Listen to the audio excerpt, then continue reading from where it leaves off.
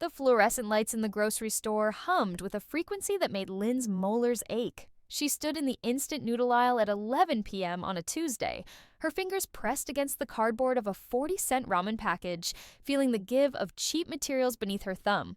The store's heating system was broken again, third time this month, and her breath made small clouds in the air.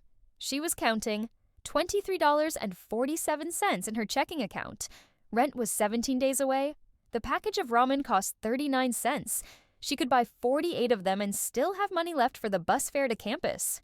A woman's laugh echoed from the next aisle over, bright and careless. Lynn's hand tightened on the package until the plastic wrapper crinkled. She knew that laugh, had heard it her whole life, rising up through floorboards, floating across dinner tables, cutting through her concentration while she studied in her childhood bedroom with its peeling wallpaper and the radiator that only worked when you kicked it twice. "God, I can't decide between the Pinot Grigio or the Chardonnay," the voice said. "What do you think for the dinner party? I want something that pairs well with salmon." Her stepsister Madison's voice. Of course. The universe had a sense of humor. Lynn grabbed 6 packages of ramen, chicken flavor, her least favorite, but it was on sale, and walked toward the checkout, her sneakers squeaking against the linoleum. The sole of her left shoe had separated from the upper last week, and she'd glued it back together with superglue from the dollar store. It held mostly, except when it rained. Then it peeled apart like a wound reopening. Oh my God, is that Lynn? She didn't stop, didn't turn. The checkout line was right there, just 15 more feet. "Lynn, hey!" Madison appeared in front of her, as if summoned by her own voice. She wore a cream-colored cashmere sweater. Lynn recognized the label from a magazine she'd flipped through at the dentist's office 2 years ago, back when she still had dental insurance. The sweater probably cost more than Lynn's monthly food budget. Maybe 2 months. "I thought that was you," Madison said, her smile wide and glossy. Her lipstick was perfect, a nude shade that probably had a name like Whisper or Bear. "How crazy running into you here. I usually shop at Whole Foods, but they were out of this specific brand of balsamic vinegar I needed." Lynn shifted the ramen packages in her arms. One of them crinkled, loud in the silence between them. Madison's eyes dropped to the packages. "Oh, are you having a dorm party or something? How fun. College must be so exciting." "Something like that," Lynn said. Her voice came out flat, uninflected.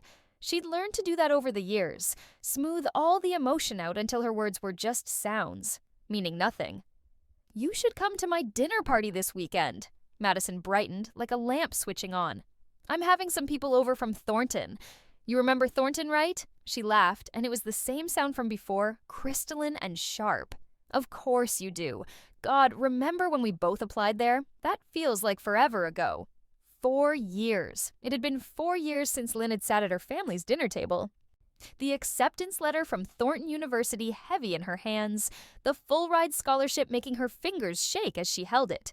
4 years since her father had cleared his throat and said, "Now, Lynn, you need to think about what's best for the family." The checkout line moved forward. Lynn moved with it. "Anyway," Madison continued, falling into step beside her, her designer handbag swinging against her hip, "you should totally come. It'll be like old times. I can introduce you to some of my friends. A lot of them are in consulting now, and I know you're studying." She paused, her forehead creasing delicately. "What was it again?" "Economics." "Right, economics at..." Another pause. "Where are you again?" "I always forget." "Riverside State." "Oh, that's right, Riverside, that's a great school." "Really solid." Madison's voice had taken on that particular tone people used when they were lying about something they didn't care enough about to lie convincingly. "Public schools are so important, you know? Not everyone can afford private." Lynn placed her ramen on the conveyor belt. The Pakistani man behind the register looked at her with the same expression he always did, tired recognition, like he'd seen her too many times to be surprised by anything she bought anymore. $2.34, he said. Lynn counted out the coins from her pocket. $2 in quarters, 3 dimes, 4 pennies. "Do you need a bag?" he asked. "No, thank you." She scooped up the packages, cradling them against her chest like fragile things. Madison was still there, watching. "Hey, so I've been meaning to ask," she said, and her voice had shifted into something softer, more concerned. "How's Mom and Dad? I feel like I haven't seen them in forever. I've been so busy with work and everything." "Work?" Madison worked at her boyfriend's father's investment firm, a position she'd gotten 3 weeks after graduation. Lynn had seen the announcement on Facebook, so excited to start this new chapter. With a photo of Madison in front of a glass building, her arms spread wide like she was embracing the sky. "They're fine," Lynn said. "Tell them I miss them, okay? And that I'll visit soon. I've just been swamped." Lynn nodded. She was already walking toward the door, the automatic glass panels sliding open to let in the November cold. The air hit her face like a slap, sharp and clean after the store's recycled warmth. "I'll see you this weekend, maybe," Madison called after her. "I'll text you the details." Lynn walked 3 blocks to the bus stop, the ramen packages pressed against her ribs. The cold seeped through her coat, a thrift store find from 2 years ago, missing 2 buttons and with a stain on the left sleeve that she'd tried to bleach out and had only made worse. The bus shelter's light was broken, so she stood in the dark, watching her breath crystallize in the air. The bus came 17 minutes late. The driver didn't apologize. Lynn found a seat in the back, next to a woman who smelled like menthol cigarettes and was talking loudly on her phone about custody arrangements.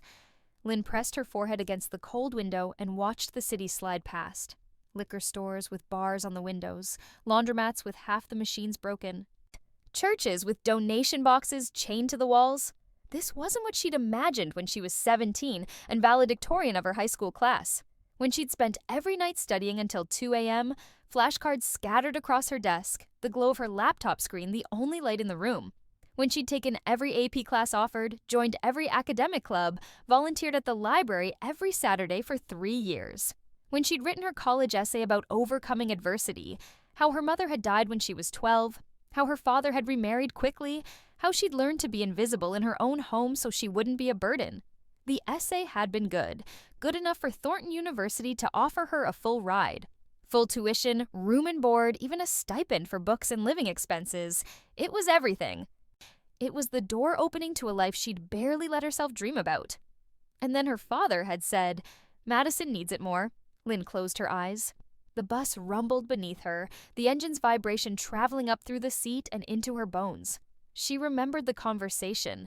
Every word, they were seared into her memory like brands. "You're smart, Lynn," her father had said. He'd been standing by the kitchen sink, his back to her, his hands braced against the counter. "You'll do fine anywhere. You'll get scholarships at other schools." But Madison, she struggled. Her grades aren't as strong. And you know how much this means to your stepmother. Thornton is her alma mater. It would break her heart if Madison couldn't go. "But the scholarship is in my name," Lynn had said. Her voice had been small, confused. She'd been 17. She hadn't understood yet how the world worked. "I earned it. The scholarship is transferable within the family," her stepmother had said, sweeping into the kitchen like a cold front. "I checked with the university. As long as the student is a dependent in the same household and meets the minimum requirements, it can be reassigned." But Lynn. Her father had finally turned around. His face had been drawn, tired. "Please, don't make this harder than it has to be. We're a family. We help each other." What he'd meant was, you help us. You make sacrifices. You be the good daughter who doesn't cause problems. And she had been. God help her, she had been. She'd signed the papers, watched Madison's name replace hers on the scholarship documents, watched Madison pack for Thornton with new luggage, new laptop, new everything. I watched her father and stepmother beam with pride at Madison's going-away party, their daughter who was going to Thornton, their legacy, their success story. Lynn had gone to Riverside State on a partial scholarship that covered tuition only. She'd worked 3 jobs to pay for housing and food. She'd taken out loans that would follow her for decades. She'd studied economics because it seemed practical, marketable, even though what she'd really wanted to study was literature, poetry, the beautiful, useless things that made life feel like more than just survival. And Madison had partied her way through Thornton with a 2.8 GPA, switched her major 4 times, and graduated with a degree in communications and a job lined up at her boyfriend's father's firm. The bus lurched to a stop, Lynn's stop. She gathered her ramen and stepped out into the cold. Her apartment was on the 3rd floor of a building that always smelled like boiled cabbage and cat urine. The elevator had been broken for 6 months. Lynn climbed the stairs, her thighs burning by the 2nd floor. Someone had left trash in the stairwell again. Pizza boxes, beer bottles, a single sneaker that had been there so long it had become part of the landscape. She unlocked 3 deadbolts on her door. The building wasn't in the best neighborhood, and stepped into her studio apartment. 400 square feet. A hot plate instead of a stove. A bathroom where the shower only had cold water between 3 p.m. and 7 p.m. when everyone else in the building was using it. A mattress on the floor because she'd sold her bed frame last semester when she couldn't make rent. But it was hers. No one could make her give it up. Lynn set the ramen on the counter, 3 feet of laminate that was peeling at the corners, and filled a pot with water from the tap. While it boiled on the hot plate, she sat on the floor and opened her laptop, the screen flickering to life with a tired whir. 73 unread emails, most of them junk. 3 from her professors. 1 from the financial aid office with the subject line, "Urgent, payment required." She didn't open it. She knew what it said. She was 2 months behind on her payment plan for this semester's housing fees. She'd paid tuition that was covered by her partial scholarship. But housing, food, books, all of it was on her. And she was drowning. The water boiled. Lynn added the ramen brick, watching it soften and separate in the roiling water. The smell filled her apartment. Artificial chicken flavoring, MSG, sodium. She'd eaten so much ramen in the past 4 years that the smell had become synonymous with her life. This is what giving up smells like, she thought. This is what it smells like when you let people take everything from you. Her phone buzzed. A text from Madison. "Dinner party is Saturday at 7. Dress code is cocktail casual. Can't wait to see you." Lynn stared at the message until her vision blurred. Then she set the phone face down on the floor and ate her ramen straight from the pot, burning her tongue on the first bite because she was too hungry to wait for it to cool. She fell asleep that night on her mattress with her coat still on, because the heating in the building had been turned off early to save money, and it was easier to sleep in her clothes than to layer on the 2 thin blankets she owned. Her dreams were fragmented, anxious things. Deadlines she couldn't meet, bills piling up like snow, her father's disappointed face, Madison's bright laugh echoing in empty hallways. And then, somewhere in the depth of the night, the dreams shifted. She was 17 again, sitting in the guidance counselor's office at her high school. Mrs. Patterson was there, her reading glasses on a beaded chain, her desk cluttered with college brochures and recommendation letters. "Lynn," Mrs. Patterson was saying, "I need to talk to you about something important." But this was wrong. This wasn't how it had happened. Mrs. Patterson had never called her to the office. This was a dream. It had to be a dream, except it felt too real. She could smell Mrs. Patterson's lavender perfume, could feel the worn fabric of the chair beneath her thighs, could see the dust motes floating in the afternoon sunlight streaming through the window. "I received an email this morning," Mrs. Patterson continued. "From Harvard." Lynn blinked. "Harvard. They've been watching you, Lynn. Your PSAT scores, your academic record, your research paper on economic inequality that you submitted to that national competition. You placed 3rd in the nation. Did you know that?" Yes, but that was months ago. Last spring. "Harvard runs a special recruitment program," Mrs. Patterson said. She was smiling now, the kind of smile that made her whole face transform. "They identify exceptional students early, in their junior year, and track them throughout senior year. If the students continue to meet their standards, they receive early admission offers with full financial support. Full ride, Lynn. Everything covered. And you've been selected." The room tilted. Lynn gripped the arms of the chair. "This is unprecedented," Mrs. Patterson continued. "In my 20 years here, I've never seen anything like it. They want you, Lynn. They're not waiting for you to apply. They've already made the decision. You just have to say yes." "I don't understand," Lynn whispered. "Why me? Because you're brilliant. Because you work harder than anyone I've ever taught. Because you deserve this." The dream fractured then, splintering into 1,000 pieces like a mirror dropped from a great height. And Lynn felt herself falling, tumbling through darkness. And then she woke up. The apartment was dark, silent except for the distant sound of a siren, blocks away.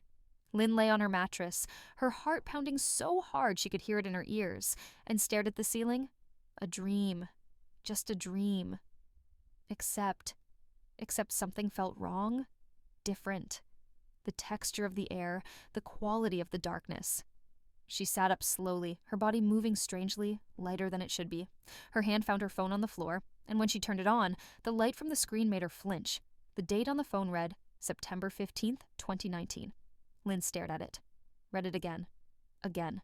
September 15th, 2019. That was impossible. That was 4 years ago. That was the fall of her senior year of high school.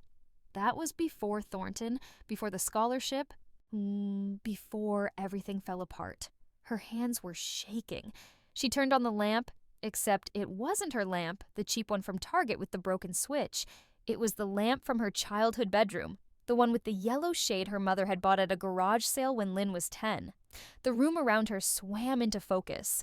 Floral wallpaper, the radiator in the corner that only worked when you kicked it, the desk piled with textbooks and flashcards, the closet door with the full-length mirror she'd hung herself when she was 14. Lynn stumbled to the mirror and looked at herself. 17. She was 17 years old. Her face was rounder, softer. Her hair was longer. She'd cut it short in college because she couldn't afford regular trims. Her body was different, not yet worn down by years of bad sleep and worse food. She touched her face with trembling fingers, felt the smoothness of her skin, no longer marked by stress, acne, and exhaustion. This was real. This was her face, her body, her room. She was 17 years old, and it was September 15th, 2019. 4 years before she'd stood in that grocery store, holding cheap ramen and watching Madison choose between wine options. 4 years before everything went wrong. Lynn sat down hard on her bed. An actual bed with a frame and a box spring and a comforter her mother had bought before she died. Her mind was racing, trying to make sense of this, trying to understand. Had she died? In the future, had something happened? Had she fallen asleep and never woken up, and this was what came after? Or had she somehow come back? There was a knock on her door. "Lynn, are you awake?" Her father's voice. Younger than the last time she'd heard it, without the weight of disappointment that had settled into it over the years. "Yeah," she called out, her voice cracking. "I'm up. Can I come in?" "Sure." The door opened and her father stood there in his bathrobe, his hair still dark. He'd gone gray early, stress taking its toll, but here he was, young enough that time hadn't caught up with him yet. He looked concerned. "Are you okay? I heard you moving around." "Bad dream," Lynn said. It wasn't a lie. "Ah." He nodded, sympathetic. "Senior year, stress getting to you already?" Senior year. Right. She was a senior in high school. She hadn't even applied to college yet. The SATs were... when? She tried to remember. October. She was taking them in October, and then college applications would open, and she'd spend months perfecting her essays. And then the acceptances would come, and then her family would take it all away from her. "Yeah," she said. "Stress. That's all." "Well, try to get some more sleep. Tomorrow's Monday, school day." He started to close the door, then paused. "Oh, and Madison wanted me to ask you, she needs help with her calculus homework. Can you look at it after school tomorrow?" Madison, who would be a senior too, who would apply to all the same schools Lynn did, who would struggle through every application essay while Lynn helped her, edited her work, made her look better than she was, and then who would take the scholarship that Lynn had earned with 4 years of blood and sweat and sacrifice. Lynn looked at her father standing in the doorway, and for the first time in her life, both lives, she said, "No." Her father blinked. "What?" "I said no. Oh, I can't help her. I have my own homework." "Lynn, come on. It'll take you 5 minutes. You're so much better at math than she is." "Then maybe she should go to tutoring, or ask her teacher for extra help." "I'm not her personal tutor." The words felt foreign in her mouth. She'd never talked back before, never said no to anything they asked. She'd been the good daughter, the helpful one, the one who made herself smaller so everyone else could be bigger. But that Lynn had ended up eating ramen in a studio apartment where the heat didn't work, drowning in debt, with nothing to show for her sacrifices except the knowledge that being good got you nothing. This Lynn was going to be different. Her father's face went through several expressions: surprise, confusion, and then something harder. "That's not very kind." "Lynn." "I'm not trying to be unkind. I'm trying to set boundaries. Madison is capable of doing her own homework." "Your stepmother isn't going to like this attitude." "Then maybe you shouldn't tell her." They stared at each other across the dim room. Lynn could see her father trying to figure out what was happening, why his compliant daughter had suddenly grown a spine. She could see the moment he decided it wasn't worth the fight, not at midnight on a Sunday. "Fine," he said. "We'll talk about this later." He closed the door with a little more force than necessary. Lynn sat in the dark, her heart racing again, but this time with something that felt almost like exhilaration. She'd said no. She'd actually said no, and the world hadn't ended. Her father had just left. Frustrated maybe, but he'd left. Well, she picked up her phone again and stared at the date. September 15th, 2019. If this was real, and every nerve in her body was screaming that it was real, that she was actually here, actually back, then she had a chance to fix everything. She could apply to different schools. She could make different choices. She could protect herself this time. And that dream. The one about Mrs. Patterson and Harvard. Lynn opened her laptop, a newer model than the dying one she'd had in her studio apartment, still functioning normally, and searched her email. She scrolled through messages, looking for anything from her school. From Mrs. Patterson, from there. An email from 3 days ago, September 12th. The subject line read, "Please see me Monday morning before first period. Mrs. Patterson." Lynn's breath caught. She opened the email. "Lynn, I've received some correspondence that I need to discuss with you. Please come to my office before first period on Monday. This is regarding a significant opportunity. Mrs. Patterson." An opportunity. Lynn read the words again and again until they blurred. In her first life, she'd never received this email. She'd never had this meeting.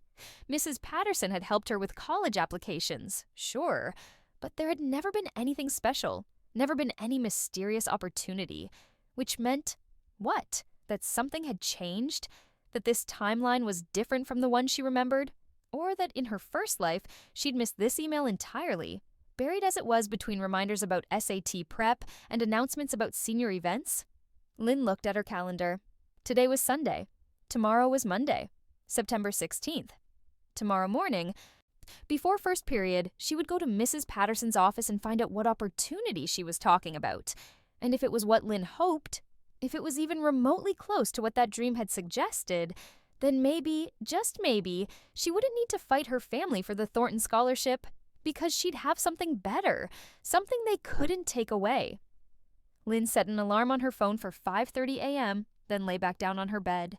Sleep didn't come easy. Her mind kept spinning, replaying the past 4 years, the ones she'd lived through before, the ones that maybe hadn't happened yet, the ones she was determined to change. She thought about every choice she'd made, every moment she'd bent herself into smaller shapes to fit into spaces that were never meant for her.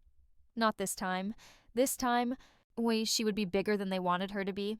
Brighter, louder. She would take up space and refuse to apologize for it. This time, she would choose herself. The high school hallways smelled like industrial cleaner and teenage desperation. Lynn walked through them at 6:45 a.m., earlier than most students arrived, her footsteps echoing against the linoleum. The building felt different than she remembered. Or maybe she felt different in it. Everything seemed smaller, more contained.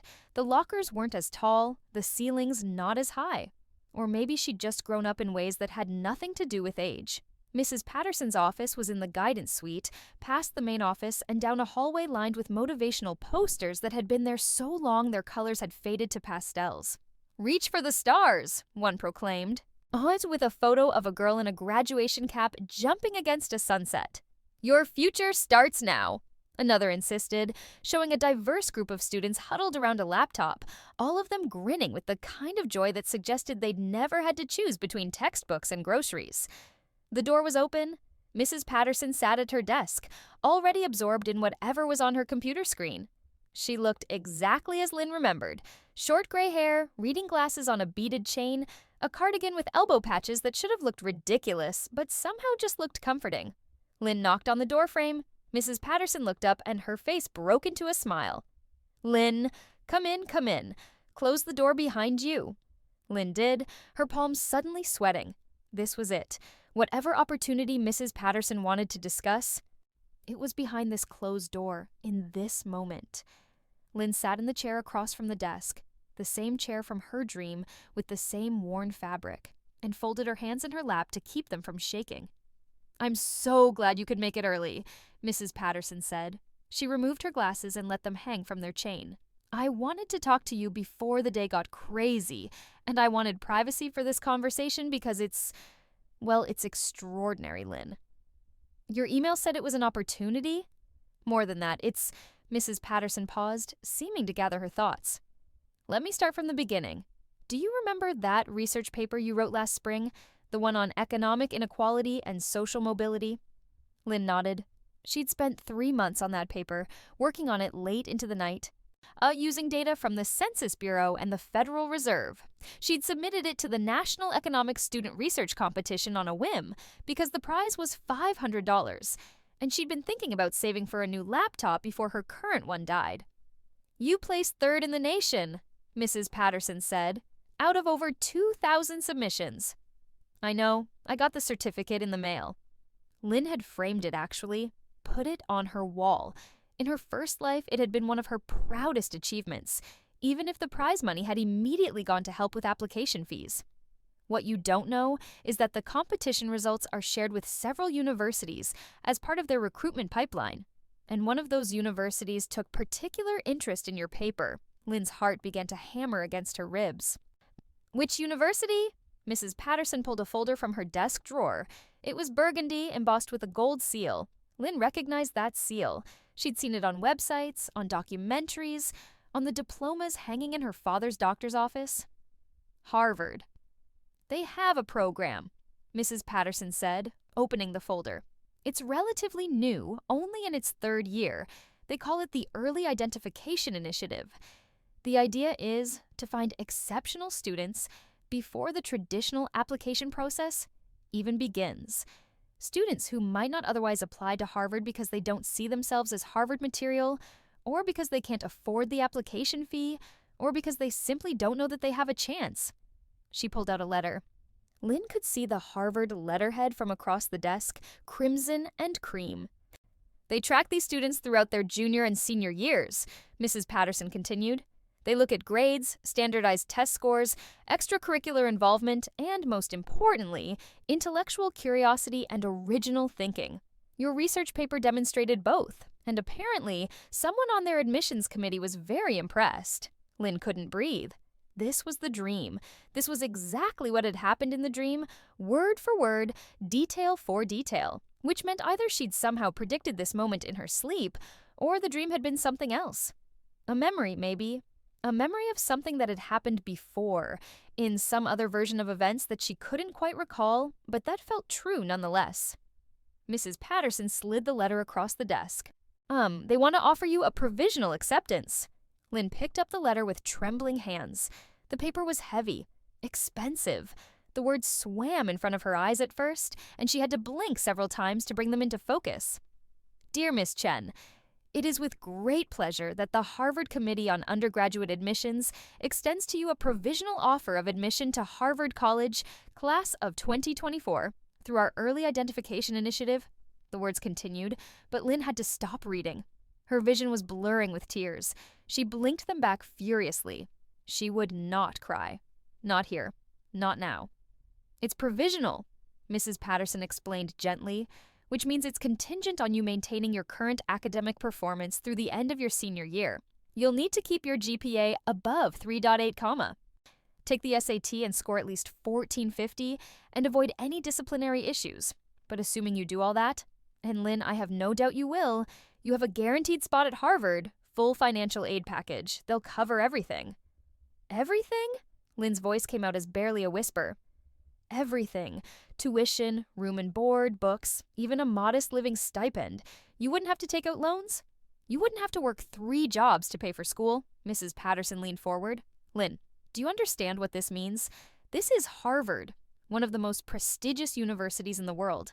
And they want you, not because your family donated a building or because you're a legacy student, because you're brilliant and hardworking and you earned it. Lynn was crying now. She couldn't help it. The tears fell hot and fast, splashing onto the Harvard letter. And she didn't even care that she was probably ruining the expensive paper, because in her first life, no one had ever said these words to her. No one had ever told her she was brilliant, that she'd earned something, that she deserved good things, not because she made herself small and useful, but because she was genuinely exceptional. Mrs. Patterson handed her a tissue box. Sorry, Lynn managed. I'm sorry, don't apologize. This is overwhelming. It's a lot to take in. Lynn wiped her eyes, smearing mascara across her cheeks. When do I have to decide? You have until November 1st to accept the provisional offer. But Lynn, why would you not accept? This is the opportunity of a lifetime. Why wouldn't she? In her first life, she would have said yes immediately. Would have signed anything they put in front of her. But in her first life, she'd also signed away the Thornton Scholarship without a fight. She'd learned to be cautious about things that seemed too good to be true. I need to read through everything, Lynn said. The fine print, the conditions. I want to make sure I understand exactly what I'm agreeing to. Mrs. Patterson nodded approvingly. Smart. That's the kind of careful thinking that probably impressed Harvard in the first place. Take the folder home, read through all the materials, and feel free to come back with any questions. Lynn gathered the folder against her chest like a shield. Can I ask, why didn't this happen last year? If they review the competition results and track students, why am I only hearing about this now?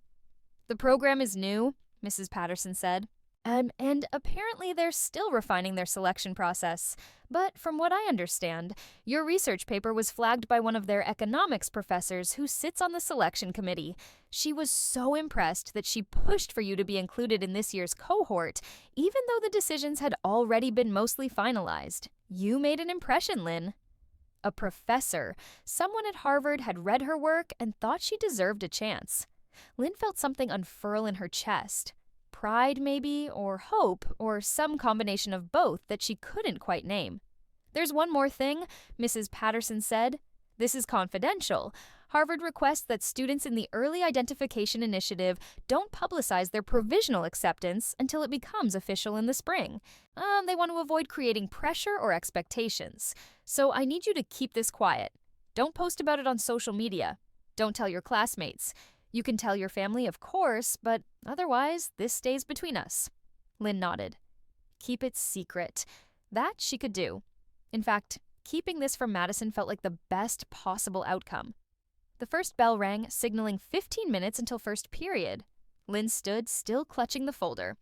Thank you, she said, for telling me, for everything. You don't need to thank me. You did this yourself, Lynn. I'm just the messenger. Mrs. Patterson smiled. And I can't wait to see where this takes you. Lynn left the guidance office in a daze. The hallways were filling up now, students streaming in from the parking lot and the bus drop-off, their voices echoing off the walls. She recognized faces. People she'd gone to school with in her first life, people she'd barely spoken to then and probably wouldn't speak to now.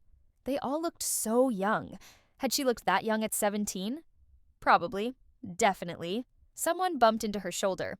Sorry, a girl with a cheerleader uniform and a ponytail. Lynn didn't remember her name. Didn't need to. She made her way to her locker, number 247, second floor, left wing, and spun the combination lock with practiced ease. Inside, the locker was neat, organized. Her textbooks were arranged by subject, her notebooks color-coded. This was the Lynn who still believed that if she was perfect enough, good enough, organized enough, the world would be fair to her. She slid the Harvard folder onto the top shelf, beneath a spare sweatshirt. Out of sight. Secret. Lynn. She turned. Madison was walking toward her, flanked by two of her friends, Courtney and Becca, both of them in the popular crowd that Lynn had never been part of. Madison wore designer jeans and a top that showed off her tan from summer vacation in the Hamptons. Her hair was perfect, her makeup perfect, her smile perfect. Hey, Lynn said, neutral, giving nothing away. Did Dad talk to you about the calculus thing? Madison asked. I really need your help. There's this whole section on derivatives that makes literally no sense. I can't help you, Lynn said. I told Dad that last night. Madison's smile faltered. What? Why not? Because I have my own homework. And you should ask your teacher for help or go to tutoring. But you're so much better at explaining things than Mrs. Rodriguez, Madison said. Her voice had taken on a wheedling quality. Oh, like a child asking for candy. Please, it'll take like 5 minutes. No, Lynn closed her locker. I have to get to class. She started to walk away, but Madison caught her arm. What's your problem? Lynn looked down at Madison's hand on her arm, then back up at Madison's face. In her first life, she would have apologized, would have said she was stressed, that she was sorry, that she'd help Madison later. But that Lynn had spent 4 years regretting every time she'd said yes when she meant no. My problem, Lynn said slowly, is that you're a senior in high school and you should be able to do your own math homework. My problem is that you always ask me for help and never say thank you. My problem is that you treat me like I'm your personal tutor and then act like we're best friends when it suits you. Madison's friends exchanged glances. Someone nearby stopped to listen. Lynn could feel the attention gathering, students slowing their pace to eavesdrop on what was clearly becoming a confrontation. Wow, Madison said, dropping Lynn's arm. Someone's in a mood. I'm not in a mood. I'm setting a boundary. You know what? Fine. I don't need your help. I'm sure I can find someone else who actually cares about family. Madison flipped her hair over her shoulder. Come on, guys. Let's go. She flounced away, her friends trailing behind her like satellites. Lynn watched them go and felt nothing. No guilt, no anxiety about the consequences. Just a calm certainty that she'd done the right thing. The second bell rang. Lynn headed to her first period class, AP Literature, and slid into her seat in the back row. She pulled out her notebook, ready to take notes, but her mind kept drifting to the folder in her locker. Harvard. She'd been accepted to Harvard. Provisionally, sure, but still. Harvard wanted her, they'd sought her out. They'd read her work and decided she was worth investing in. Her family couldn't take that away. The provisional acceptance was in her name only. Harvard had been clear about that in the letter. This wasn't a scholarship that could be transferred. This was a personal invitation, extended to her based on her own merits, her own work. For the first time since she'd woken up in her teenage body, Lynn allowed herself to smile. The day crawled by. English literature, chemistry, world history, pre-calculus. Lynn moved through her classes on autopilot, taking notes she didn't need because she'd already learned this material once 4 years ago. In her first life, she'd been stressed about grades, about maintaining her 4.0 comma, about proving she deserved every scholarship she applied for. Now, knowing she already had Harvard, school felt almost trivial. At lunch, she sat alone at a corner table in the cafeteria, a book open in front of her but unread. She watched Madison across the room, holding court at the popular table, laughing and gesturing animatedly while telling some story. Madison's friends hung on her every word. They probably had no idea that Madison struggled with calculus, that her SAT scores were mediocre at best, that she'd needed Lynn's help to get through junior year chemistry. Lynn looked away. Madison's life, Madison's friends, Madison's popularity. None of it mattered anymore. Lynn had her own path now. After school, she drove home in the old Honda Civic her father had bought her for her 16th birthday. It wasn't much. The air conditioning only worked on the highest setting. The radio was stuck on one station, and there was a suspicious rattling sound from the engine. But it ran. In her first life, she'd driven this car all through senior year and then sold it before college because she'd needed the money for textbooks. The house was empty when she got home. Her stepmother worked as a real estate agent and was often out showing properties. Her father wouldn't be back from his medical practice until after 6. Madison had cheerleading practice. Lynn had the house to herself. She went straight to her room and pulled out the Harvard folder. He spread out the contents on her bed. The letter of provisional acceptance, a brochure about the Early Identification Initiative, a packet of information about Harvard, campus life, academic programs, student resources, and a separate document outlining the conditions of the offer. Lynn read through everything twice, taking notes. The conditions were straightforward. 1. Maintain a GPA of 3.8 or higher through senior year 2. Score at least 1450 on the SAT, combined evidence-based reading and writing plus math. 3. Remain in good disciplinary standing, no suspensions or expulsions. 4. Complete the formal application process, though acceptance was guaranteed if conditions 1 to 3 were met. 5. Submit a final transcript upon graduation, all things Lynn could easily do. She'd graduated with a 4.0 in her first life. She'd scored a 1520 on the SAT. She'd never been in trouble at school. This was achievable. This was real. There was a knock on her door. Lynn gathered up the papers quickly, shoving them back into the folder. Yeah! Her stepmother opened the door, Catherine Chen, formerly Catherine Winters. Blonde, perfectly put together even after a day of work, wearing a pencil skirt and blazer that probably cost more than Lynn's entire wardrobe. We need to talk about this morning, Catherine said, not bothering with a greeting. Okay. Madison is very upset. She says you refused to help her with her homework and were rude to her in front of her friends. Lynn sat on her bed, the Harvard folder tucked beside her. I wasn't rude. I told her I couldn't help with her calculus because I have my own work to do. Lynn, we're a family. We help each other. There it was. The same line her father had used in her first life. We're a family. We help each other. What they meant was, you help us, you give, we take.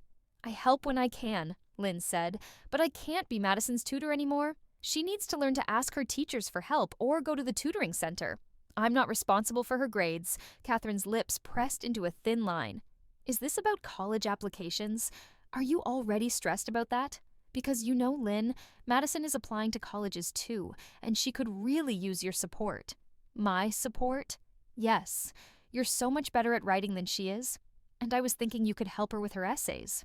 Maybe look over her applications before she submits them. Make sure they're polished. Lynn stared at her stepmother. In her first life, this conversation had happened differently. Catherine had asked, no. She'd told Lynn to help Madison, and Lynn had agreed. She'd spent hours editing Madison's college essays, helping her craft narratives that made her seem more interesting than she was, fixing her grammar, restructuring her arguments. She'd basically written Madison's applications for her. And look where that had gotten her. No, Lynn said. Catherine blinked. Excuse me? I'm not helping Madison with her college applications. That would be cheating. The essays are supposed to be in her own voice, reflecting her own experiences. If I write them for her, that's academic dishonesty. I'm not asking you to write them, just to edit them, provide feedback. No? Lynn stood up, meeting her stepmother's eyes. She was taller than Catherine. She'd hit her growth spurt at 14 and never quite stopped. Madison is perfectly capable of writing her own essays and editing them herself. And if she needs help, there are resources at school. There's Mrs. Patterson, the college counselor. There's the writing center. There are online guides. She doesn't need me. You're being selfish. The word hung in the air between them. Selfish. In her first life, that word had devastated Lynn. She'd tried so hard never to be selfish, never to put her own needs first. She'd bent herself into shapes that hurt, all to avoid being called selfish. But now she understood. Advocating for yourself wasn't selfish. Having boundaries wasn't selfish. Refusing to set yourself on fire to keep others warm wasn't selfish. Maybe, Lynn said, but I'd rather be selfish than be a doormat. Catherine's face flushed red. How dare you? I'm not trying to be disrespectful, Lynn interrupted, but I need to focus on my own future right now. Madison can handle her own college applications. She's smart. She just needs to actually try instead of expecting me to do the work for her. Your father is going to hear about this. Okay. Catherine looked like she wanted to say more, but Lynn's calm acceptance seemed to throw her off balance. She stood there for a moment, her mouth opening and closing, before finally turning and stalking out of the room. The door slammed behind her hard enough to make the picture frames on Lynn's wall shake. Lynn sat back down on her bed and pulled out her phone. Her hands were shaking slightly. Confrontation still made her nervous, even with the benefit of hindsight, but she felt good. Strong. Like she'd reclaimed something that had been taken from her. She opened her email and started composing a message to Mrs. Patterson. Dear Mrs. Patterson, I've reviewed all the materials from Harvard, and I would like to formally accept the provisional offer of admission. Please let me know what next steps I need to take. Thank you again for bringing this opportunity to my attention. Sincerely, Lynn Chen. She had sent before she could second-guess herself. 3 minutes later, her phone buzzed. A reply from Mrs. Patterson. Lynn, I'm thrilled. I'll contact Harvard's admissions office tomorrow to confirm your acceptance. Congratulations. You've made an excellent decision. We'll need to schedule a meeting to discuss the next steps, including the formal application process and preparation for the SAT if you haven't taken it yet. Let me know your availability this week. Best, Mrs. Patterson. Lynn read the message 3 times, then set her phone down and lay back on her bed. Through the window, she could see the sun starting to set, painting the sky in shades of orange and pink. Somewhere downstairs, she could hear Catherine talking in a low, angry voice, probably on the phone with Lynn's father, telling him about Lynn's attitude problem. Let her. Let them both be angry. Lynn had spent one lifetime making herself small to keep them happy, and it had earned her nothing but debt and ramen dinners in a freezing apartment. This time, she was choosing differently. This time, she was choosing Harvard. This time, she was choosing herself. Dinner that night was a study in passive aggression. Lynn sat at the dining room table, moving roasted chicken and vegetables around her plate, while Catherine and her father exchanged significant looks across the table. Madison sat to Lynn's left, radiating wounded silence like a martyr at a trial. "So," Lynn's father said finally, setting down his fork with deliberate precision, "I heard we had some disagreements today." "Did we?" Lynn took a bite of chicken. It was well seasoned. Catherine was a good cook when she put in the effort. That was one thing Lynn had to give her stepmother. The woman knew her way around a kitchen. Not that it made up for everything else. "Lynn." Her father's voice had that edge to it, the one that used to make her shrink into herself. "Don't be flip." "I'm not being flip. I genuinely don't know what disagreement you're referring to. I had a pretty normal day." "You refused to help your sister with her homework," Catherine said, her voice tight. "And you were rude about it." "Stepsister," Lynn corrected mildly. "And I wasn't rude. I just said no." Madison made a small sound, something between a gasp and a sob. Lynn resisted the urge to roll her eyes. Madison had always been good at playing the victim. In their first life together, Lynn had fallen for it every time. "Family helps family," her father said. It was clearly meant to be the end of the discussion, a moral absolute that Lynn was supposed to accept without question. "You keep saying that," Lynn observed, "but I've noticed it only seems to apply in one direction." Her father's eyebrows rose. "What is that supposed to mean?" "It means that when I need help, there's never anyone available. But when Madison needs something, suddenly I'm expected to drop everything." Lynn set down her fork. "Remember last month when I asked if someone could drive me to that economics competition? The one at the university? I had to take 2 buses because everyone was too busy. But Madison needed a ride to the mall that same day. And somehow, Dad, you managed to take her." "That was different," Catherine interjected. "Madison had a shopping emergency? Yeah, I remember. She needed a new dress for homecoming." Lynn looked at her father. "My competition was for a national award. I placed 3rd, but I guess a dress was more important." The table fell silent. Lynn could see her father processing this, trying to find a counter-argument. Madison was staring at her with wide eyes, as if Lynn had suddenly started speaking in tongues. "You never said it was that important," her father said finally. "I did, actually. I put it on the family calendar 3 weeks in advance. I asked for a ride at dinner the week before, and I sent a reminder text the day before." Lynn kept her voice even.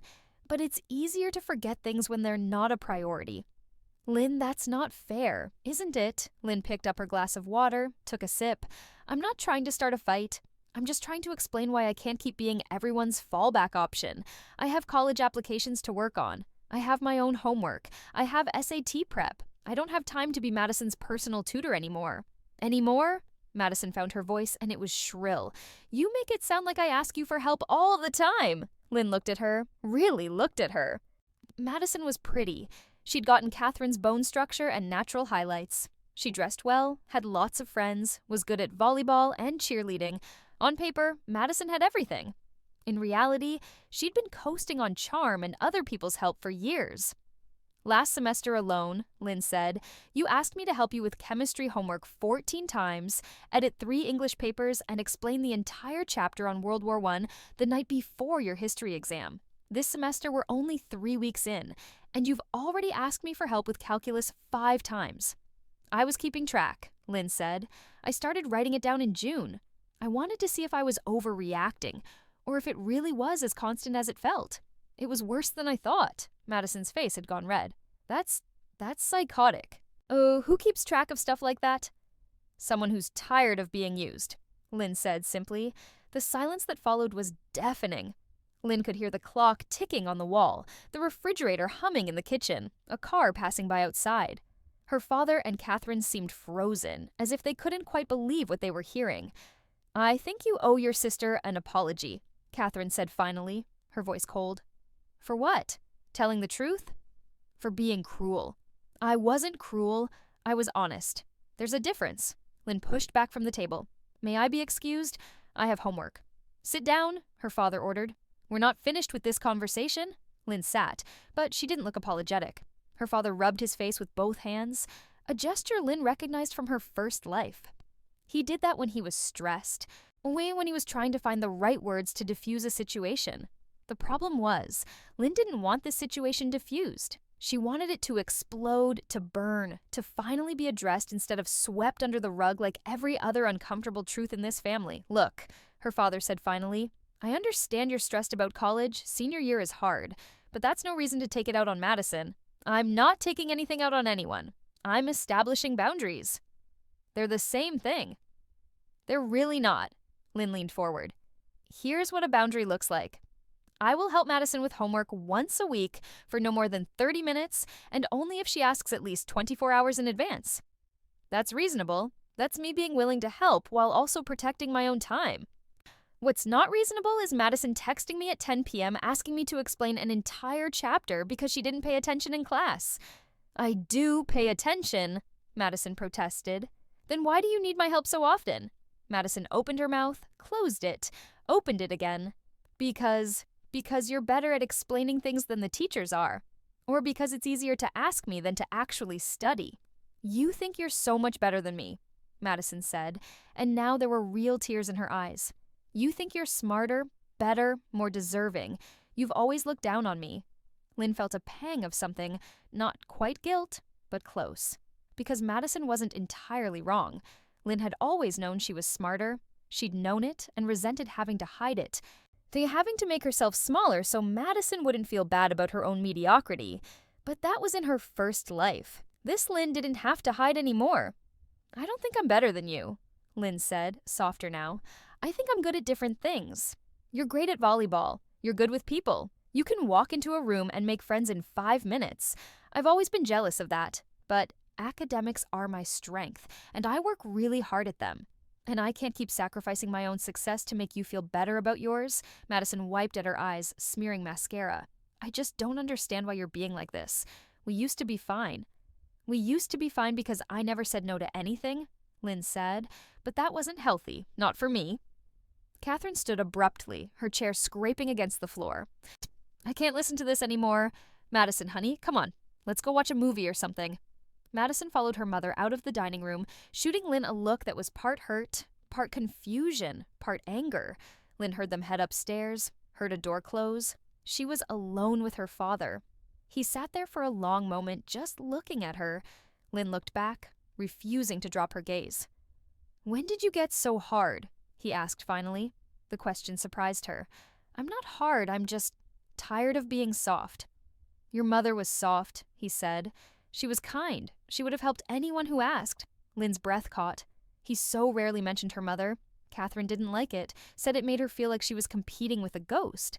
But here he was, bringing her up, using her memory as a weapon. "Mom was soft," Lynn agreed. And people took advantage of her. Remember Mrs. Henderson from down the street? She borrowed money from Mom every month and never paid it back. Or how about Mom's sister, Aunt Julie? The one who was supposed to be watching me the day Mom got in the car accident, but couldn't be bothered, so Mom had to leave work early to pick me up herself." Her father flinched. "Mom was kind," Lynn continued. "But kindness without boundaries isn't kindness. It's martyrdom. And I watched it kill her." The words were harsh but true. Her mother had died rushing to solve someone else's problem, and Lynn was done following in those footsteps. "That's not fair," her father said, but his voice lacked conviction. "Maybe not, but it's true." Lynn stood up. "I loved Mom. I still do. But I don't want to end up like her. Giving and giving until there's nothing left. I want to be someone who's kind and strong. Someone who helps people, but doesn't lose herself in the process." She started to leave, but her father called after her. "Lynn?" She turned. "I don't know what's gotten into you," he said, "but I hope you know what you're doing. Because the world isn't kind to women who refuse to bend." Lynn smiled, sad and knowing. "The world wasn't kind to me when I did bend, so I might as well be unbending and see how that goes." She went upstairs to her room and closed the door. Locked it. Sat on her bed with her back against the wall and let out a long, shaky breath. That had been harder than she'd expected. Confronting her family, saying all those things she'd swallowed in her first life. Her hands were trembling, her heart was racing, but underneath the anxiety was something else, a fierce, a bright satisfaction. She'd stood her ground. She hadn't backed down. Her phone buzzed. A text from a number she didn't have saved. "Hey Lynn, it's Marcus from AP Lit. Did you understand the symbolism in today's reading? Want to study together sometime?" Marcus Lee. Lynn remembered him from her first life. Tall, friendly, played basketball. They'd been friendly, but never close. She wondered why he was texting her now. She typed back, "Sure, library after school tomorrow?" His response came almost immediately, "Perfect. See you then." Lynn set her phone down, puzzled. In her first life, Marcus had barely noticed her. She'd been invisible to most of her classmates, the quiet girl who always had her nose in a book, who ate lunch alone, who got good grades but wasn't interesting enough to be worth knowing. Had something changed? Or had she simply never noticed that people might want to know her because she'd been so busy making herself small? She pulled out her Harvard materials again, reread the acceptance letter. The words still filled her with that same surge of emotion. Pride, relief, hope. This was real. This was hers. No one could take it away. There was a soft knock on her door. "Yeah, it's me." Her father's voice, quiet. Lynn hesitated, then unlocked the door. Her father stood in the hallway, looking older than she remembered. Tired. When had he gotten so tired? "Can I come in?" She nodded. He sat in her desk chair while she returned to her bed. "I'm not going to apologize," Lynn said before he could speak. "For anything I said at dinner?" "I'm not asking you to." He rubbed his face again. That stress gesture. I want to understand." "Oh, what changed? You were always so easygoing, and now you're standing up for myself?" "Angry." "I'm not angry, or maybe I am, but not at anyone specific. I'm just tired of putting everyone else first." Her father was quiet for a moment. "Is this about the college applications? Are you worried you won't get in anywhere good?" Lynn almost laughed. If he only knew.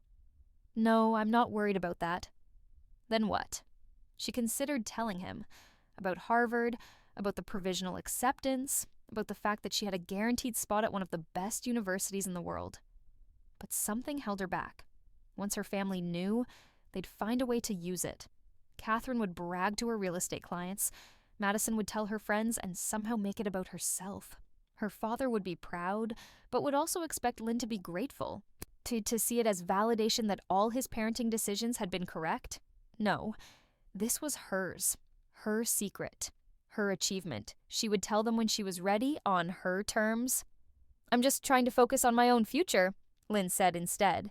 "And that means I can't spend all my time helping Madison with hers. She looks up to you, you know. She always has." Lynn doubted that, but she didn't argue.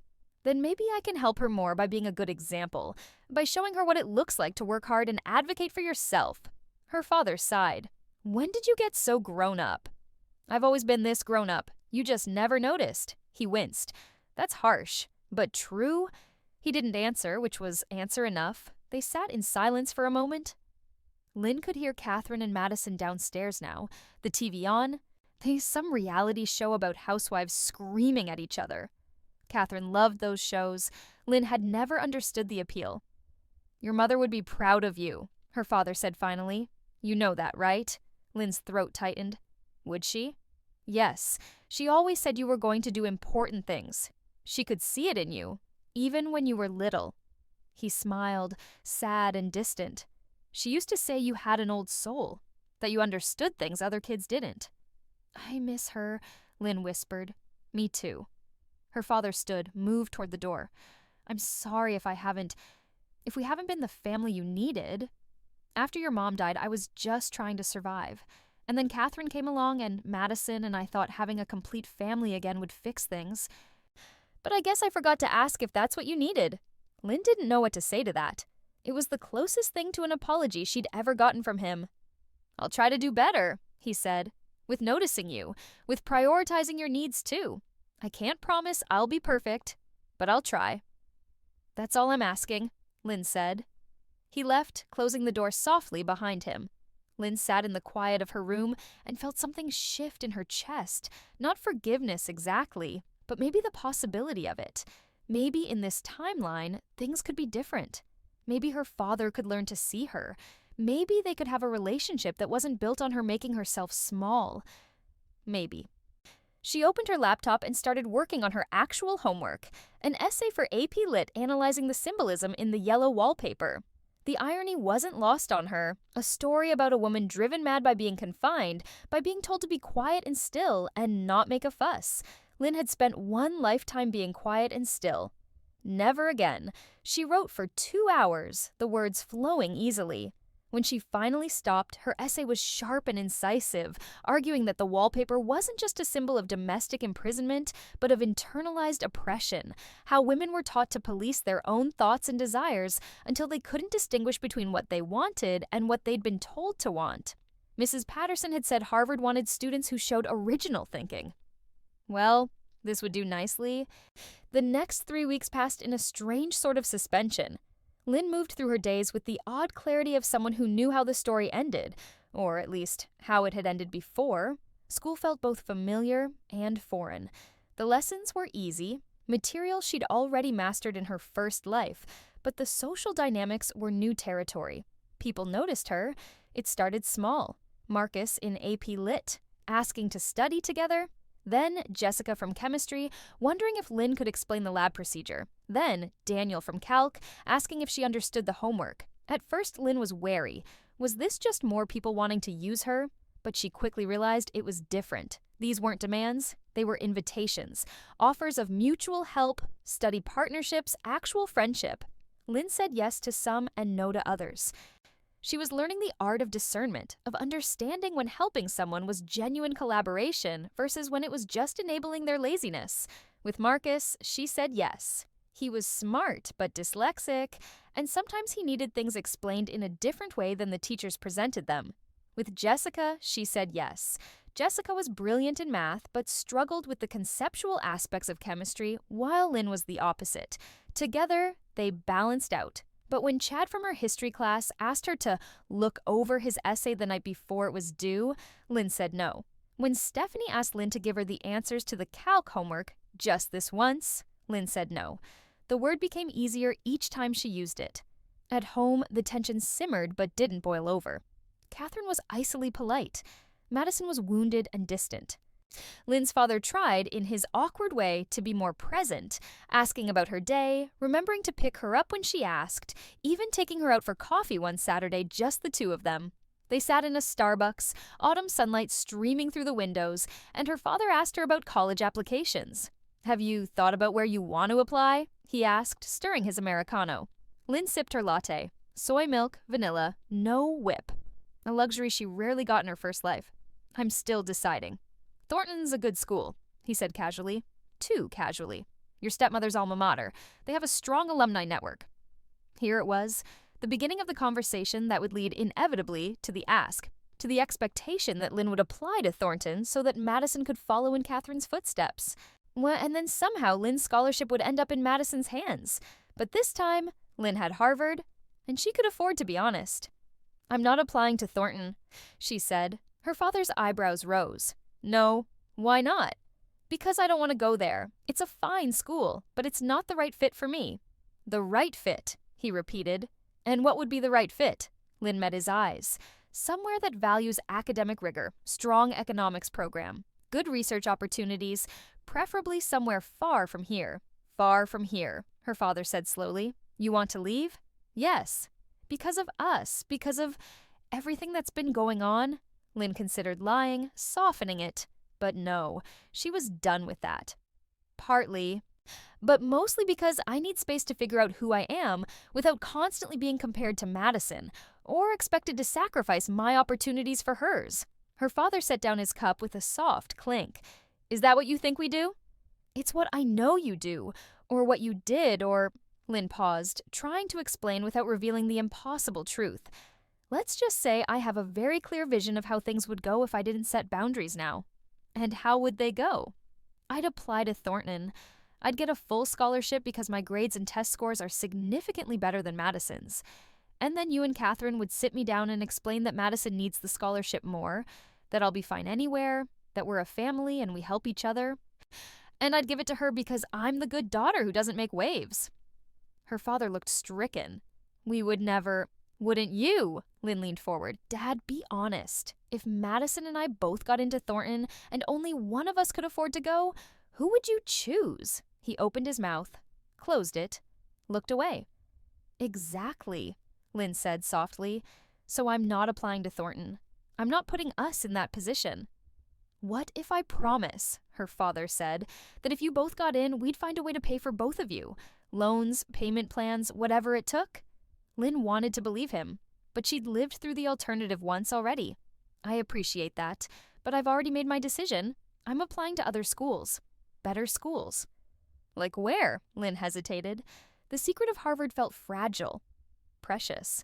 Once she said it out loud, it became real in a way that scared her. But maybe it was time. Maybe she needed to claim it publicly so there was no going back. I've already been accepted somewhere, she said. Provisionally, pending my senior year grades and SAT scores. Her father's coffee cup stopped halfway to his lips.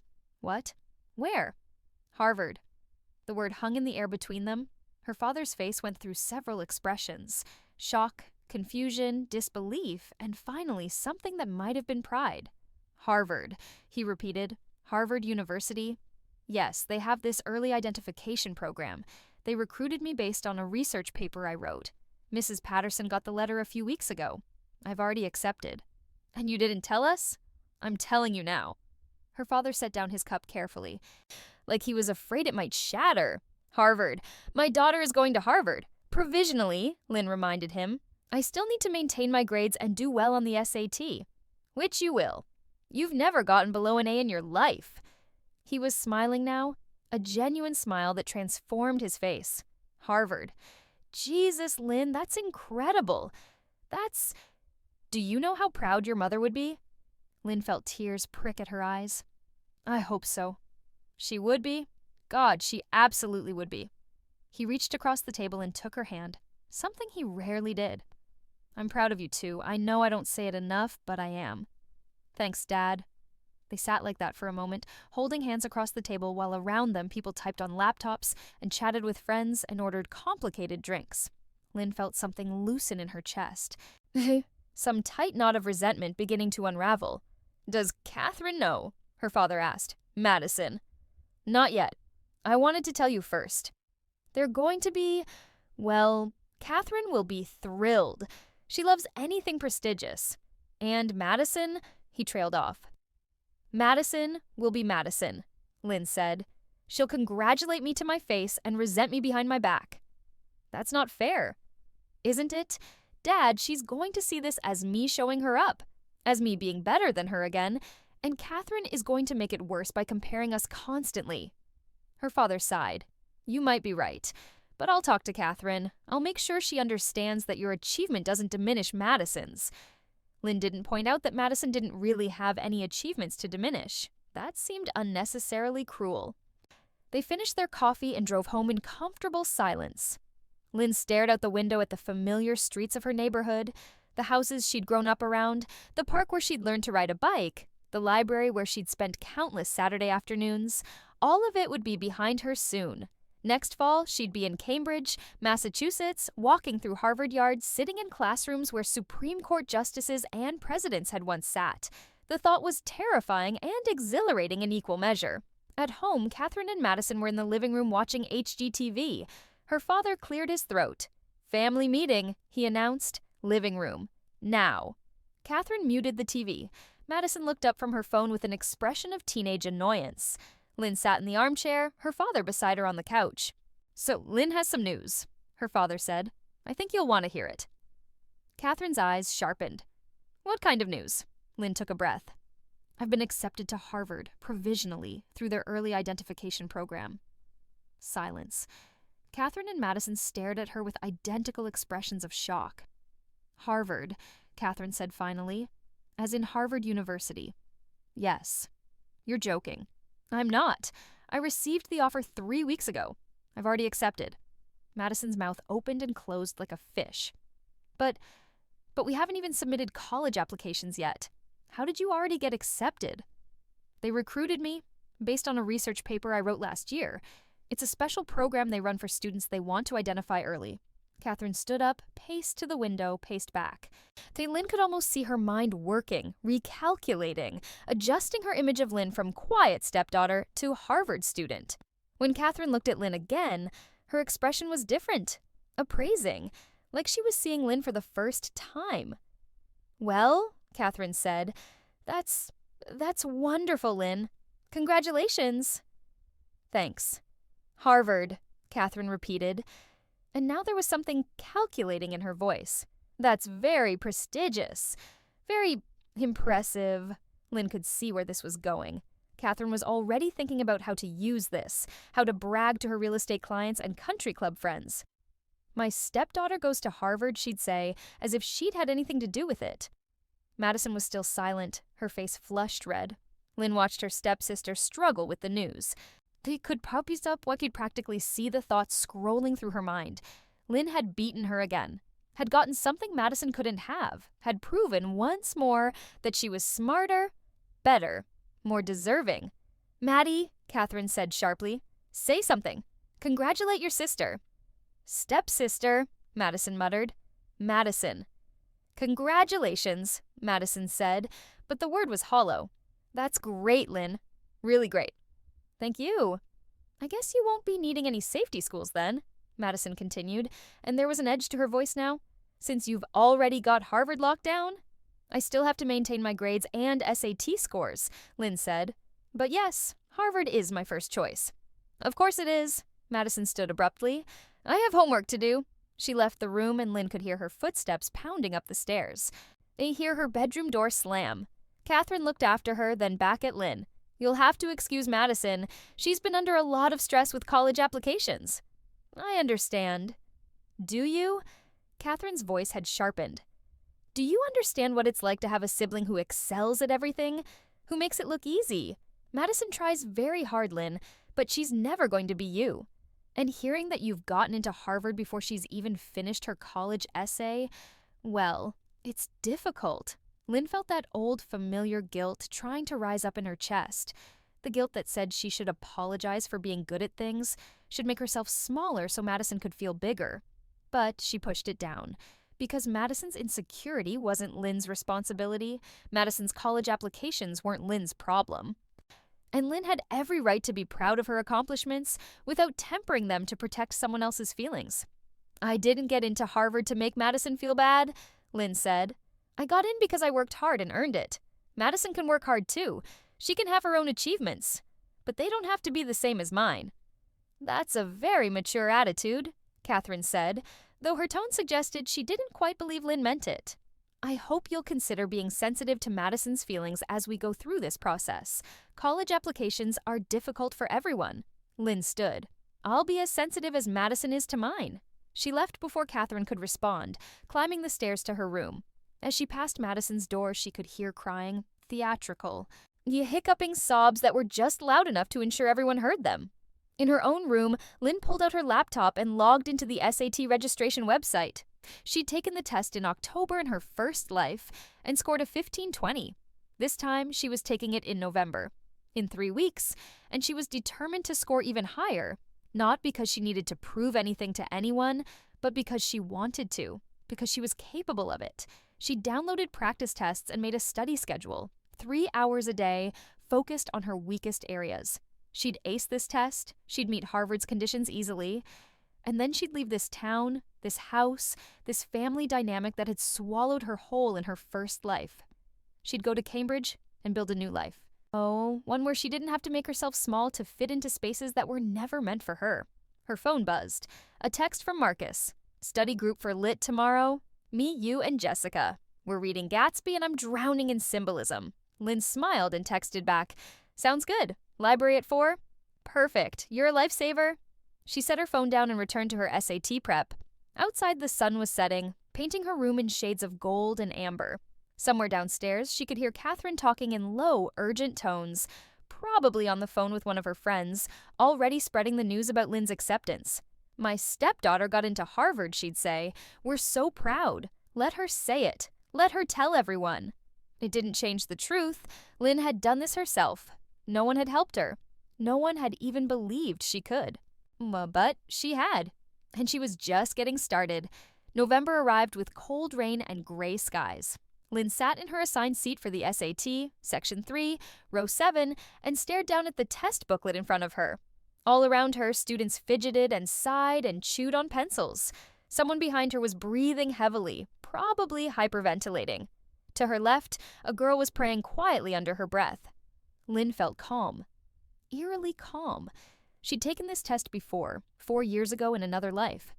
She knew the patterns, the tricks, the way the test makers thought, and she'd spent the last 3 weeks drilling practice tests until the question types appeared in her dreams.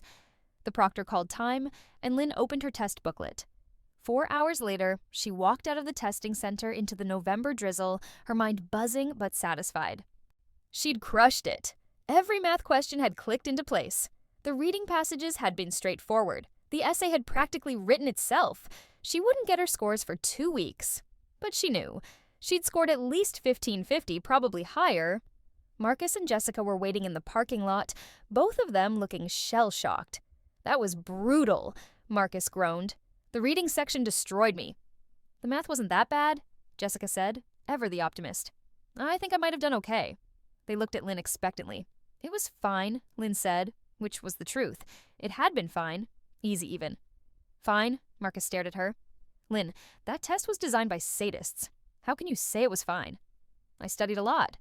"We all studied a lot. You're just some kind of genius." Lynn smiled but didn't respond. Now let them think what they wanted. In 2 weeks, when the scores came out, she'd have proof. They went to a diner for late lunch, the 3 of them squished into a booth while rain drummed against the windows. Marcus ordered pancakes even though it was 2 p.m.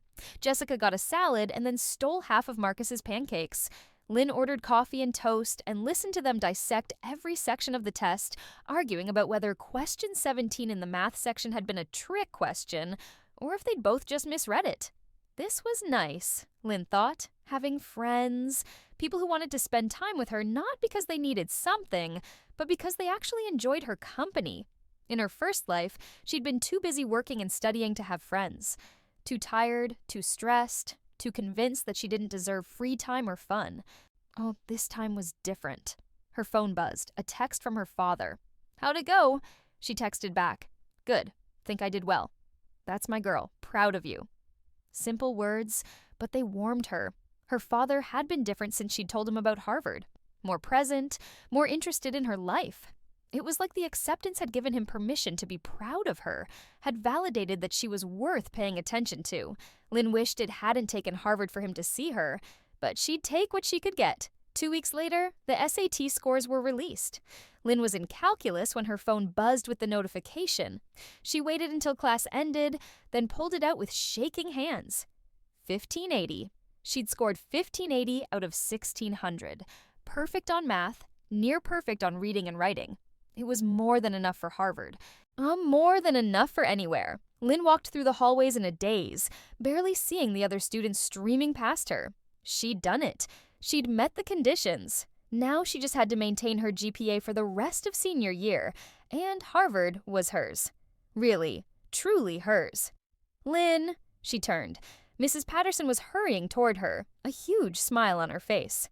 "I just saw your SAT scores," Mrs. Patterson said. 1580.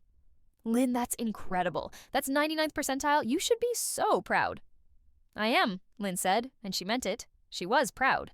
Fiercely, unabashedly proud. "Have you told Harvard yet?" "I will today. I need to submit it through the portal." Good. Mrs. Patterson beamed at her. "You know, in my 23 years as a guidance counselor, I've only had 3 students score above 1550. You're one of them." "Hey, this is something special, Lynn." Lynn felt tears prick at her eyes. Damn it. She'd cried more in the past 2 months than she had in her entire first life. But these were good tears. Happy tears. "Thank you," she managed, "for everything. For telling me about Harvard. For believing in me." "Oh, honey, I didn't make you capable of this. I just opened a door. You walked through it all on your own." Lynn went home that afternoon and immediately logged into the Harvard portal. She uploaded her SAT scores, watching the file upload bar creep across the screen. When it hit 100%, she felt something settle in her chest. Done. One more condition met. She was halfway there. At dinner that night, she announced her scores. 1580, her father repeated, setting down his fork. "Out of 1600? "Yes." He shook his head, wonderstruck. "No, that's extraordinary, Lynn." Catherine managed a tight smile. "Very impressive." Madison said nothing. She pushed food around her plate, her jaw tight. "This calls for celebration," Lynn's father said. "Catherine, didn't we have that nice champagne in the cellar? The one we were saving?" "That's for special occasions," Catherine said. "This is a special occasion. Our daughter—" He caught himself, glanced at Madison, amended. "Lynn scored in the 99th percentile on the SAT. That's worth celebrating." Catherine's smile got tighter. "Of course. I'll go get it." She left the table. Madison stood abruptly. "I'm not hungry anymore," she said. "Madison," their father started. "I'm not hungry." Madison's voice rose, cracking. "Is that okay? Am I allowed to not be hungry? Or do I have to sit here and pretend to be happy while everyone celebrates Lynn being perfect at everything?" She ran from the room. Lynn heard her footsteps on the stairs, heard her bedroom door slam. Her father sighed. "She doesn't mean it." "Yes, she does," Lynn said quietly. "And that's okay. She's allowed to feel however she feels." "You're very understanding." "I'm trying to be," Lynn paused. "But I'm not going to apologize for doing well. I worked hard for this score." "I know you did, and you deserve to celebrate." He stood, called toward the kitchen. "Catherine, forget the champagne. Let's go out. Just you and me, Lynn. We'll go to that Italian place you like." Lynn felt a rush of affection for her father. He was trying, really trying. "That sounds great," she said. They went to Marino's, a family-owned Italian restaurant with red checkered tablecloths and candles and wine bottles. Lynn ordered lasagna and let her father order an expensive bottle of wine that he insisted they share. "Just one glass, you're celebrating." And they talked, really talked, for the first time in years. Her father told her about medical school, about the pressure he'd felt to succeed, about how he'd nearly dropped out in his second year because the workload was crushing. Lynn talked about her research paper, about how economics fascinated her because it was the study of how people made choices when resources were limited, how it was, in essence, the study of human nature under constraint. "Your mother would have loved this conversation," her father said, swirling his wine. "She always said you had her analytical mind. She was good with numbers, too. Did you know that? She could have been an accountant or an analyst, but she wanted to be a teacher. Said helping kids was more important than making money." "I miss her," Lynn said. "Me too. Every day." He was quiet for a moment. "I know I haven't been the best father to you since she died. I was drowning, Lynn. Grief and single parenthood and trying to keep my practice running. And then Catherine came along and she was so competent, so capable. She took care of Madison and managed the house and made everything seem easy. And I let myself lean on her, maybe more than I should have." "You love her," Lynn said. It wasn't a question. "I do, but I love you too, and I'm sorry if I made you feel like you came second." Lynn blinked back tears. "I did feel that way for a long time." "I know, and I'm going to do better. You're going to Harvard." "Lynn, my daughter is going to Harvard. That's—" He shook his head, overcome. "That's everything. Your mother would be so proud. And I am too." They finished dinner and drove home through the dark November streets. Inside, the house was quiet. Catherine was in her office, probably working on client paperwork. Madison's room was dark, door still closed. Lynn went to her room and sat on her bed, feeling full, not just from the food, but from the conversation, from her father's words, from the knowledge that things were changing.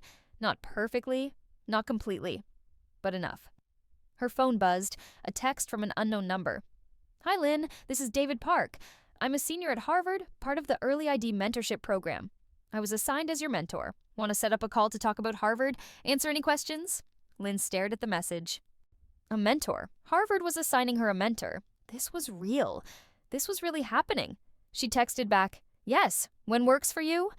The response came quickly. "How about tomorrow evening, 7 p.m.? "Perfect." Lynn set her phone down and lay back on her bed, staring at the ceiling. In her first life, at this point in senior year, she'd been stressed and exhausted, working 2 part-time jobs while trying to keep her grades up and complete college applications for schools she could maybe afford. She'd been applying to Thornton, hopeful about the scholarship she'd earned, not knowing that in a few months her family would ask her to give it away.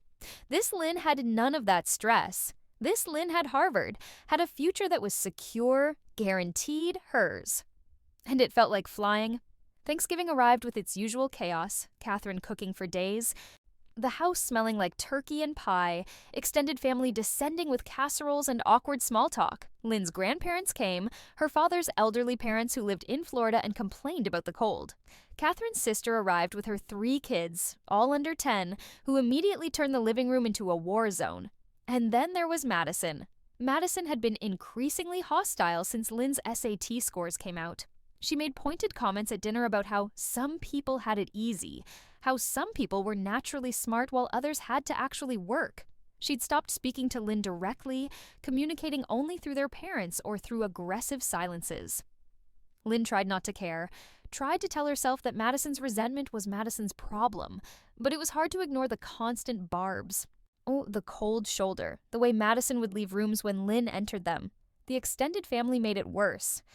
"So, Lynn," her grandmother said over mashed potatoes, "your father tells me you got into Harvard. That's very impressive." "Thank you, Grandma." "Harvard," her grandfather repeated. "Now that's a school. Good networking there. You'll make connections that'll last your whole career." Catherine's sister, Aunt Patricia, leaned forward with interest. "And what about you, Madison? Where are you applying?" Madison's smile was brittle. "Oh, lots of places. Thornton, definitely. Maybe Boston University. Maybe NYU." "Those are good schools," Patricia said diplomatically. "Not Harvard, though," Madison said, her voice sugar-sweet and poisonous. "But then we can't all be geniuses like Lynn." The table fell silent. Oh, Lynn's father cleared his throat. Catherine looked like she wanted to sink through the floor. "Madison," Catherine started. "What? I'm just saying, Lynn's the smart one. I'm the—" Madison paused dramatically. "What am I, Mom? The pretty one? The social one? The disappointing one?" "Madison, that's enough," Catherine said sharply. "Is it? Because I think it's enough that everyone is fawning over Lynn like she's some kind of prodigy when all she does is study. She has no friends, no life. She just sits in her room with her books and her college brochures and acts like she's better than everyone." "That's not true," Marcus's voice came from the doorway. Lynn turned, shocked. She'd invited Marcus to Thanksgiving. He'd mentioned his family was in Korea visiting relatives, but she hadn't realized he'd arrived. He stood there in the entryway, still in his jacket, looking uncomfortable but determined. "Sorry, I rang the bell, but no one answered. Door was unlocked, so Anyway, Lynn has friends. She has a life. She just also happens to be brilliant." Madison's face flushed red. "Who the hell are you?" "Marcus Lee, Lynn's friend from school. Nice to meet you." He gave a little wave, completely unintimidated by Madison's anger. Lynn wanted to hug him. Instead, she stood. "Marcus, this is my family. Everyone. This is Marcus." Her father recovered first, standing to shake Marcus's hand. "Good to meet you, Marcus. Please join us. There's plenty of food." Lynn made space for Marcus next to her. He sat down, helping himself to turkey while Madison glared daggers at him. "So, Marcus," Catherine said, her hostess instincts kicking in, "and what are your college plans?" "I'm applying to a few UC schools," Marcus said easily. "UCLA is my top choice. I want to study film." "Film," Patricia said. "That's creative." "It's impractical," Catherine corrected. "But I suppose if it's what you're passionate about." Marcus just smiled, unbothered. Lynn admired his confidence. In her first life, she would have been mortified by her family's rudeness. But this Marcus didn't seem to care what they thought. Dinner continued with stilted conversation. Madison excused herself early, claiming a headache. Catherine's nieces and nephews started screaming about pie. The adults retreated to the living room with wine, while Lynn and Marcus helped with dishes. "Sorry about that," Lynn said, scrubbing a casserole dish. "My family is complicated." "All families are complicated," Marcus said. "But Lynn, your stepsister is kind of awful to you." "I know." "Why do you put up with it?" Lynn paused, her hands in soapy water. Why did she put up with it? In her first life, the answer had been simple. Because she didn't know she had a choice. Because she thought being the bigger person meant swallowing every insult, accepting every slight. But this life was different. This Lynn knew her worth. "I don't really," she said. I choose my battles. And Madison's opinion of me doesn't actually matter. She can think what she wants. It doesn't change the fact that I'm going to Harvard." Marcus grinned. "That's pretty badass." "Is it?" "Yeah, you're just like, think what you want, I'm out of here in 9 months. It's cool. Very Beyoncé." Lynn laughed, really laughed, for the first time all day. Did you just compare me to Beyoncé? I mean, she's also smart and successful and doesn't care what haters think. So yeah, you're basically academic Beyoncé. They finished the dishes and retreated to Lynn's room, ostensibly to study for their upcoming AP Lit final, but really just to escape the family chaos downstairs. Marcus sprawled on her bed while Lynn sat at her desk, and they talked about everything: college, fears, dreams, the future. Are you scared? Marcus asked. About Harvard? Terrified, Lynn admitted. What if I get there and everyone is smarter than me? What if I can't keep up? Lynn, you scored 1580 on the SAT. You'll be fine. Test scores don't mean everything. No, but they mean something. And more than that, you're curious. You ask good questions. You think deeply about stuff. That's what makes a good student. Well, not just being able to memorize facts. Lynn turned to look at him. When did you get so wise? I'm secretly 80 years old. This is all makeup and CGI. She threw a pillow at him. He caught it, laughing. Seriously, though, Marcus said, you're going to do amazing things at Harvard. And I'm going to visit you in Cambridge, and you're going to show me around, and we're going to get coffee in Harvard Square and feel very intellectual. Promise? Promise. Lynn felt something warm unfurl in her chest. Friendship. Real friendship. The kind that wasn't transactional or complicated. Just two people who enjoyed each other's company and wanted the best for each other. Marcus left around 9, and Lynn walked him to the door. Her family had mostly dispersed. Grandparents to their hotel, Patricia and her kids gone home. Oh, Catherine cleaning up the remnants of dinner while Lynn's father watched football. Madison's door was still closed. Lynn knocked softly. Madison? No answer. I know you're in there. Can we talk? Go away, Lynn. Lynn tried the door, unlocked. She pushed it open. Madison was on her bed, mascara streaked down her face, surrounded by crumpled tissues. Her laptop was open to the Common App website, a college essay half-written on the screen. I said go away, Madison said, but there was no heat in it, just exhaustion. Lynn sat on the edge of the bed. What's going on? What's going on is that I'm trying to write my college essay, and everything I write sounds stupid compared to what you would write. You don't know what I would write. Yes, I do. You'd write something brilliant and insightful and original. And I'm writing about how cheerleading taught me teamwork. Madison laughed bitterly. How cliché is that? Lynn looked at the laptop screen, skimmed the essay. It wasn't bad. A little generic, maybe, but not bad. Madison could write. She had a natural narrative flow that Lynn had always envied, but the essay lacked depth, lacked any real introspection.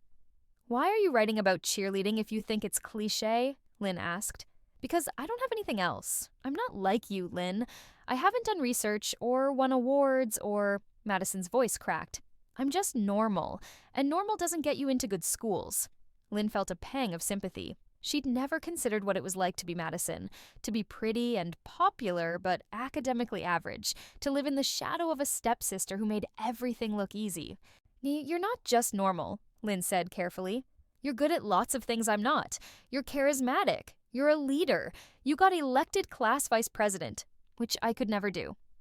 That's just a popularity contest? No, it's not. It's being able to connect with people, to make them want to follow you.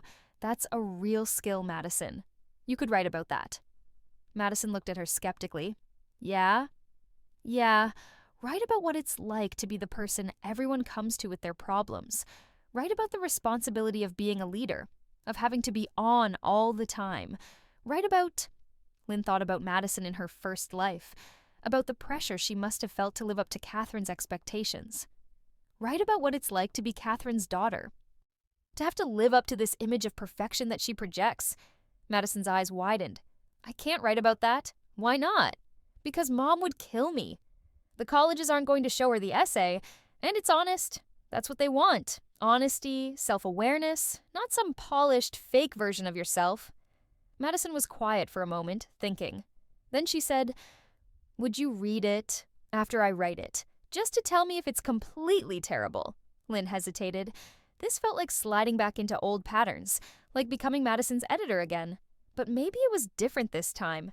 Maybe Madison was actually asking, not demanding. Maybe this could be collaboration instead of exploitation. I'll read it, Lynn said, but I'm not going to write it for you. And I'm not going to tell you what to change. I'll just give you my honest reaction. Okay, that's fair. Madison wiped at her face, smearing mascara further. I'm sorry for what I said at dinner, about you not having friends or a life. That was bitchy. It was. Lynn agrees, but I get it. You're stressed about college? I'm terrified about college. What if I don't get in anywhere good? What if I end up at some community college while you're at Harvard? "There's nothing wrong with community college," Lynn said. "And Madison, you'll get in somewhere. You have good grades, decent SAT scores, you're involved in extracurriculars, you'll have options. Just not Harvard-level options. Most people don't have Harvard-level options. That doesn't make them failures." Madison nodded, but Lynn could tell she didn't quite believe it. Catherine had raised her with the expectation of excellence, of achievement, of being the best. And Madison was realizing, probably for the first time, that she wasn't the best. She was just good. Average. Normal. It was a hard realization. Lynn left Madison to her essay and went back to her room. She had her own homework to do. A paper on Hamlet for AP Lit, a problem set for calculus, studying for her chemistry final. But for the first time in weeks, she felt something like peace with her family. Not perfect, not resolved, but better. A tentative truce, maybe, a possibility of understanding. She'd take it. December came cold and bright. Finals week arrived with its usual stress, students cramming in the library, teachers giving review sessions, everyone surviving on coffee and panic. Lynn moved through it calmly.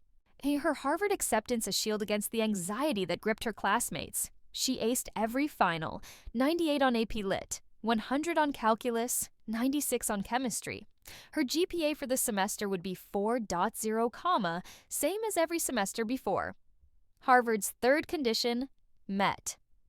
On the last day of school before winter break, Mrs. Patterson called Lynn to her office.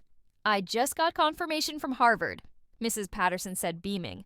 "Your provisional acceptance has been converted to a full acceptance. Congratulations, Lynn.